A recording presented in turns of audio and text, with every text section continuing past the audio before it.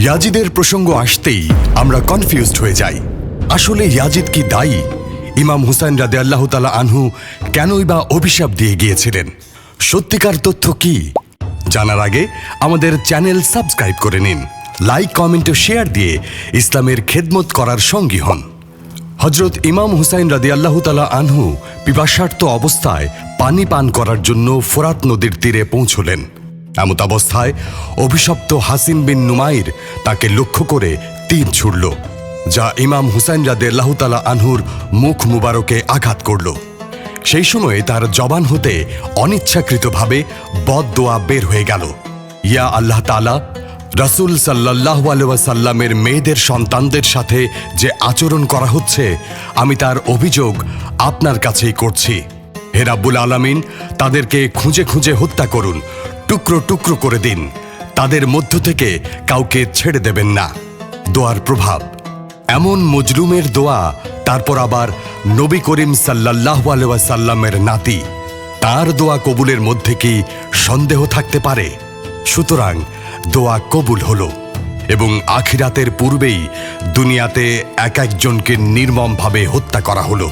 ইমাম বুখারী রহমতুল্লাহি তাআলা আলাইহির শিক্ষক ইমাম জুহরি রহমতুল্লাহি তাআলা আলাইহি বর্ণনা করেন, হযরত ইমাম হুসাইন রাদিয়াল্লাহু তাআলা আনহুর শাহাদাতের অংশ নেয়া ব্যক্তিদের মধ্যে একজনও রক্ষা পায়নি, যাদের কিনা আখিরাতের পূর্বে দুনিয়াতে শাস্তি হয়নি।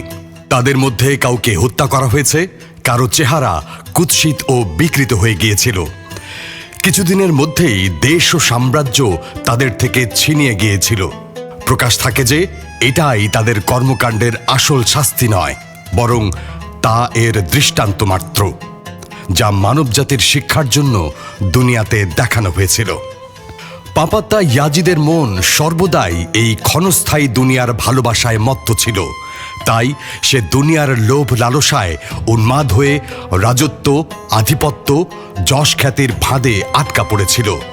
সে নিজের করুণ পরিণতির কথা ভুলে গিয়ে ইমামে আলী মকাম ও তার সঙ্গীদের নির্দয়ভাবে হত্যা করে তাদের রক্ত দ্বারা নিজের হাত রঞ্জিত করেছিল।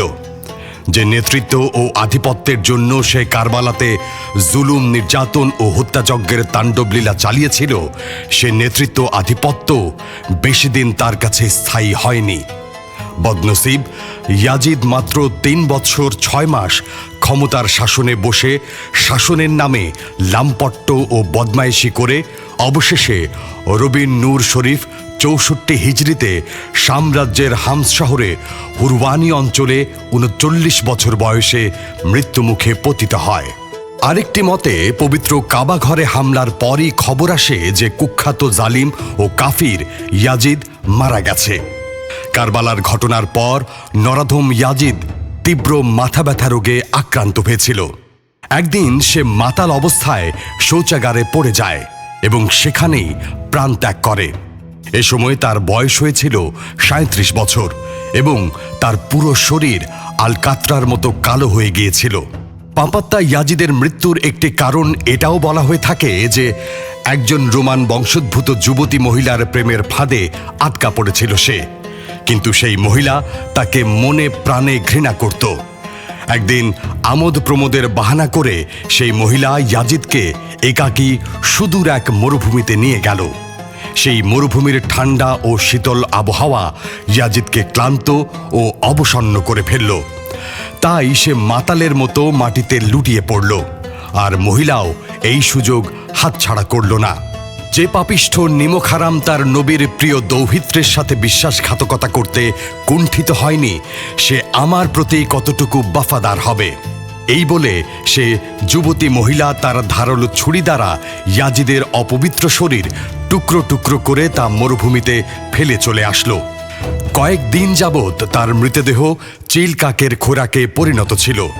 অবশেষে খবর পেয়ে তার অনুচরেরা সেখানে পৌঁছে তার ক্ষতবিক্ষত লাশ একটি গর্তে মাটি চাপা দিয়ে চলে আসলো।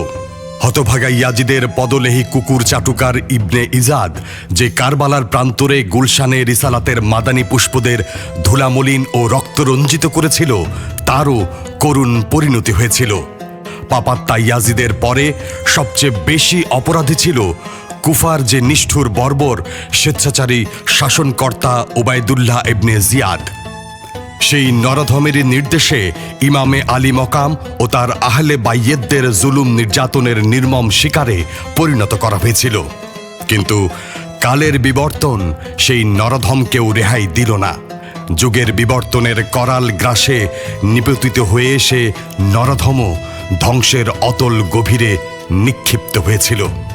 মুখতার সালফির নির্দেশে তার সেনাপতি ইব্রাহিম বিন মালিক আস্তানের বাহিনীর হাতে ফোরাত নদীর তীরে কারবালার ঘটনার মাত্র 6 বছর পর 10ই মুহররমুল হারাম 67 হিজরিতে সেই নরধম ইবনে জিয়াদ নির্মমভাবে নিহত হল। সৈন্যরা তার মস্তক কেটে ইব্রাহিমের নিকট নিয়ে এলো, আর ইব্রাহিম সেই মস্তক কুফার মুখতারের নিকট পাঠিয়ে দিল। কুফার শাহী প্রাসাদ সজ্জিত করা হলো এবং সেখানে 6 বছর পূর্বে ইমামে আলী মকামের মস্তক মোবারক রাখা হয়েছিল, সেখানেই ইবনে জিয়াদের অপবিত্র মস্তক রাখা হলো। সেই হতভাগা পাষণ্ডের জন্য কান্নাকাটি করার কেউ ছিল না, বরং তার মৃত্যুতে সবাই আনন্দ উৎসব করেছিল।